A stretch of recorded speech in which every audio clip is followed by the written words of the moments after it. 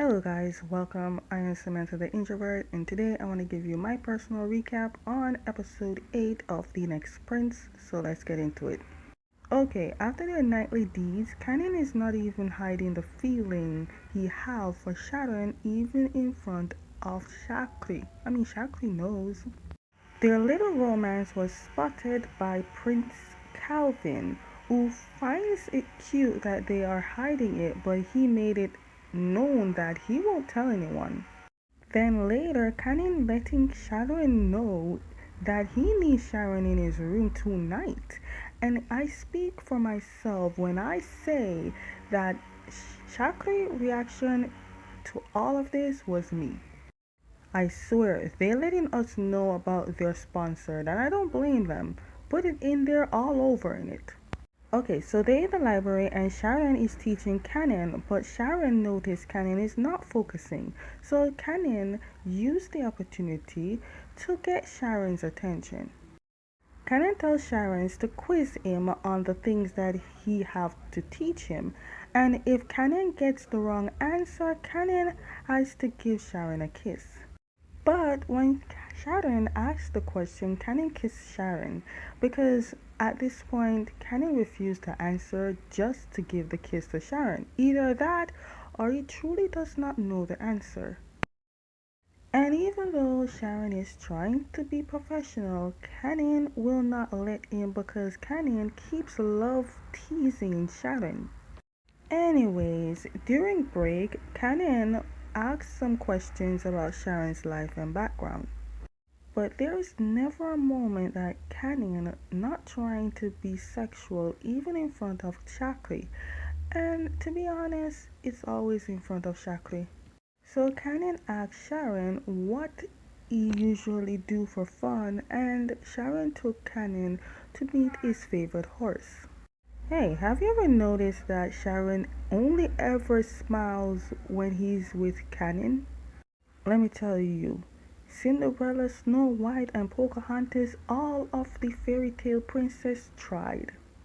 I do wonder though, what will the king do when he finds out about their relationship? In the room, Cannon gifted Sharon a noise cancelling headphones for when, is fear of the rain. I do not believe in destiny, but for those who do, then I believe that she brought these two to meet.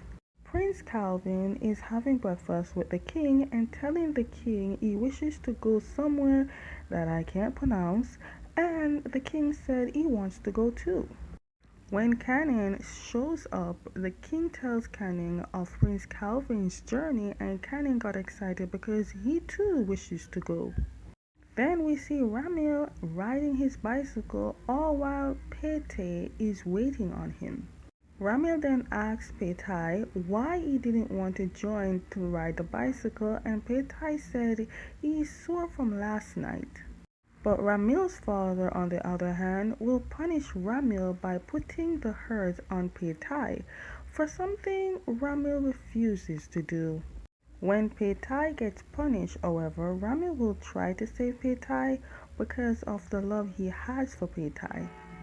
And yet, when it comes to sex, Petai pretty much goes through the same shit he's been running away from. But I guess sex pain infliction is a lot different and a lot different feelings. My question though, does Ramil's father know about their relationship? Their NCC makes the main couple look like they're not even trying, and it got me to second guess my favorite. But there was a moment during the sex that the style is not right because the same pain Ramil putting on Petai, Ramil remembers the pain of the beating his father placed on Petai, so I guess Ramil will be putting those type of sex on many olds. Then we see that this is the next day when Canin is preparing to go for the trip. But then Cannon was told that the grandfather, the king, got sick, and Cannon went to see the king. The king then said that the illness is part of old age and tells Cannon that he will not be going with Calvin on the trip along with Cannon. Then, after Canning left with Calvin, Shakri, and of course Sharon, the king called to tell the person Canning who he will be staying with, which is the ruler of the exact place Canning is going, to take good care of his grandson. Sir, it would be nice to be a guest at Calvin's place to see how his place kind of looks like and for fully literally welcome by the parents. At this point, I am trying to see who is nice in this drama other than the kids. When he said if his child were to still be alive, is he saying that his wife was pregnant when she died, or was he born and he died after? Now that they are not at home, Sharon is trying to let Canyon know that what they do at home, they cannot do it here. It's the fact that Canyon believes that because he is royal, he can get away with freaky things. That's good thing that Sharon has somewhat of a strong willpower. Okay, let's talk about it. I believe this is either a Honda or something. I don't know. It looks like a Honda. And that's better than the previous cars. So, yes, they definitely upgraded. Their plan is to pretend they are on a vacation and be like the locals and act normal. But as soon as they got there at the place, Calvin texted Jay and ended up separating from Canyon and Sharon. In other words, Calvin also gave Sharon and Canyon a lone moment. In this part of the country, for the locals, only the men are allowed to work while the females stay at home and take care of the house or the children. Basically, back into the days time. Canyon, who does not like the rules, said that this country should learn equality, but Canyon must understand that different countries have different cultures, and once you're in it, you must abide by it. Calvin then meets up with Jay and found out that Jay has a sister and she's at home very sick because of the mine that keeps polluting the air. It seems when you are rich, you do not see the problem unless you spend time with the poor. Both Calvin and Jay went outside and Jay told Calvin his living condition. I find it very annoying that even though it's serious business and serious time, Canyon still wants to find time to be alone with Sharon romantically. Later, Canyon sat down with Prince Wasim and discussed how the place is so nice and that he wants to join a friend to a rally, and Prince Wasim said he wants to attend to this rally too. Since watching this drama, I feel like Canyon went into this world of royalty blind without knowing what or who he's up against.